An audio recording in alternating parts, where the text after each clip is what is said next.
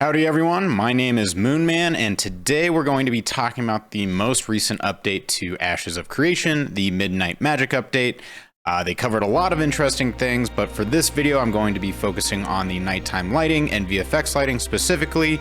Let's dive in. There have been some pretty big updates to nighttime lighting since they last showcased it about a year ago. The difference between where this was a year ago and where it is now is astronomical.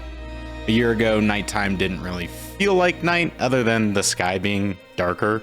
Everything was so bright in the night, but the moon's lighting didn't seem like it was that bright. And it created this very weird juxtaposition between the sky and the world.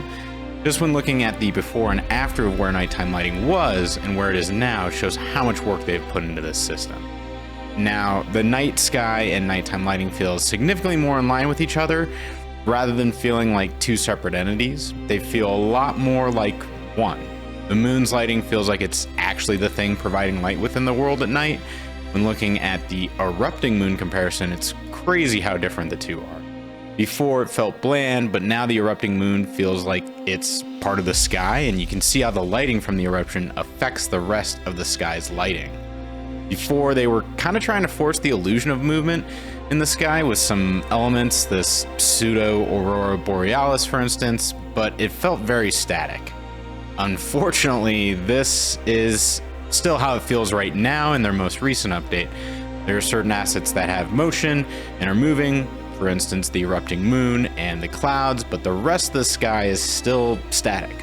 I do think that this will evolve over time because they have shifted from a skybox to a cube map, and in the update they mentioned that using a cube map will allow them to shift the sky, and the sky will be able to move around while the world is moving as well.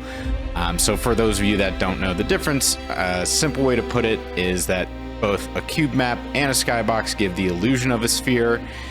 The cube map is taking the surrounding information and projecting it back out, whereas a skybox is projecting information inwards. I'm definitely looking forward to seeing a bit more motion and variability in the sky, seeing the slow shift from daytime to nighttime, and the shift of the nighttime stars and moons is something that I find to be huge for immersion.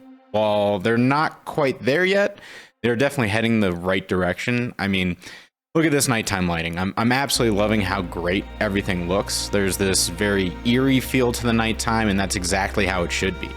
I like that they intentionally are choosing to utilize physical-based lighting to try and follow suit with what real-world lighting would look like, and this creates that more realistic feel in the game. That said, there are a few things about the lighting that I think need to be improved. For instance, nighttime firelights. There's just way too much white light in these. I mean, it almost feels like a spotlight, whereas it should feel more like a fire with orange hues rather than this, bright white light emanating. And secondly, VFX lighting and the interaction with the environment. The ability VFX very much feels separate from the environment. To me, it feels like the abilities are kind of stacked on top of the world rather than being part of the world itself. The team said they are using a quote material function which will automatically adjust brightness of particles dependent on the amount of light in the world. In other words, variable lighting.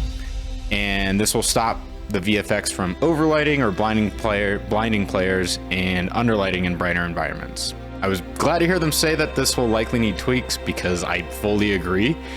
I wish that the lighting from ability is reflected more onto the environment. When you summon a lava pit, there should be orange light emanating from that spell. When you use lightning spells, there should be light bouncing from the lightning onto the environment. I also think another way they can make spells feel more integrated with the world, to have them potentially knock up particles from the ground or actually interact with the ground and surrounding environment. What I mean by that is the lava pit could singe the ground for a short period of time and leave behind some blackened sand, or even knock up some sand particles when it erupts from the ground. The last thing I'll say on lighting is that the reflections in the water look absolutely amazing.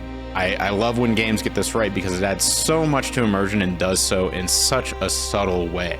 I'm just getting this channel started and we'll be focusing a lot on Ashes of Creation. Frankly, it's the only game I've been excited about for years. So I'll be making a lot of content around it before the alpha and even more once the alpha is available. I'll also be making a video on the weapon talent system in the next couple days, so subscribe so you don't miss it, and I'll catch you on the next one. Moonman out.